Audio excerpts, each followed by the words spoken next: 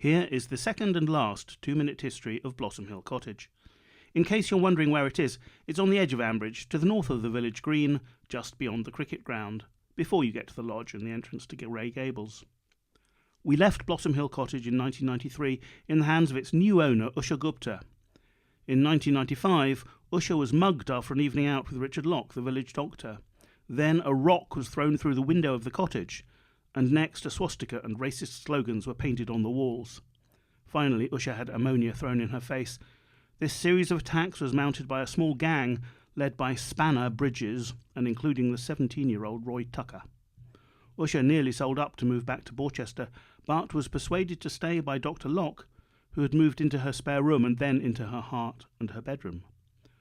Usha lived at Blossom Hill Cottage until 2008, when she married Alan Franks. She moved into the vicarage and decided to let the cottage, furnished with quite a bit of Alan's old stuff. This didn't go well, and only after persuading Alan that the furniture had to go did she manage to find a tenant. That tenant was Jim Lloyd, who hadn't told Shula and Alistair that he was moving out of the stables. One of Jim's first moves was to allow the washing machine to flood the kitchen. Things improved, though, and by the end of 2009 Jim was trying to buy Blossom Hill Cottage from Usha.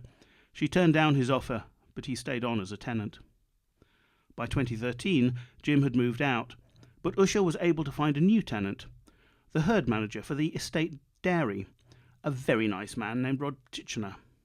Rob developed a relationship with Helen Archer, much to her father's displeasure, and after a disastrous tea at Bridge Farm in early 2014, Helen decided to take Henry and move into the cottage with Rob. Of course, we all know how that turned out. The kitchen of Blossom Hill Cottage was where Helen stabbed Rob after 2 years of coercive control, culminating in a disagreement over custard.